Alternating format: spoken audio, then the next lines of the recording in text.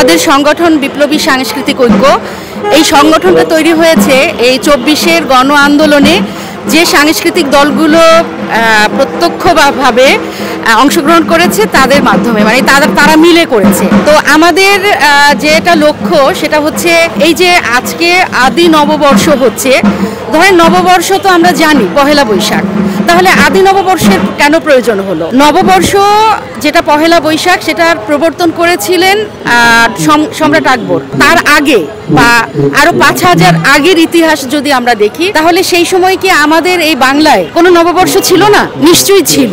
এবং সেটা হচ্ছে আপনার যে পহেলা অগ্রহায়ণকে সামনে রেখে, কারণ পহেলা অগ্রহায়ণ ছিল হচ্ছে আপনার তখন নবান্ন উৎসব হতো, নতুন ধান, চাষি, আমাদের দেশ তো আসলে কৃষি প্রধান দেশ। তো আমাদের দেশের যে চাষিরা যে নবান্নের উৎসব করতেন সেই সময়টাই ছিল আদি নববর্ষ।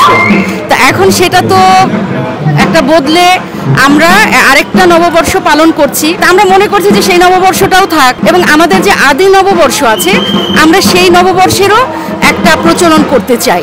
এই লক্ষ্যেই আমাদের আসলে আজকের এই উৎসব। আমাদের সমাজে একটা অংশ ছেলে মেয়ে হয়তো উৎসাহী না, কিন্তু বিশাল বড় একটা অংশ কিন্তু যথেষ্ট উৎসাহী।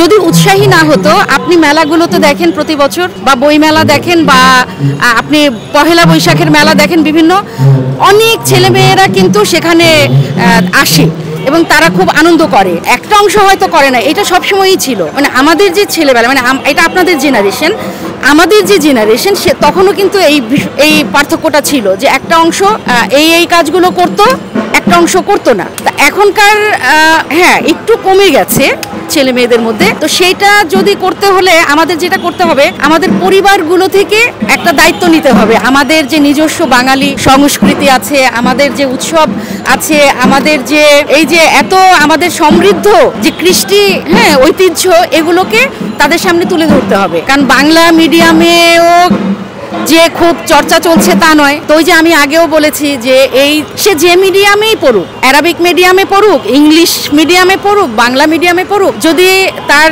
শিক্ষাঙ্গনে এবং পরিবারে একটা যদি সাংস্কৃতিক চর্চা থাকে তাহলে হয়তো আমরা এই সমস্যাগুলো উত্তরণ করতে পারবো। উদযাপন হয়, দেশের সিংহভাগ মানুষ যেন এই সংস্কৃতির সঙ্গে একত্রিত হতে পারে।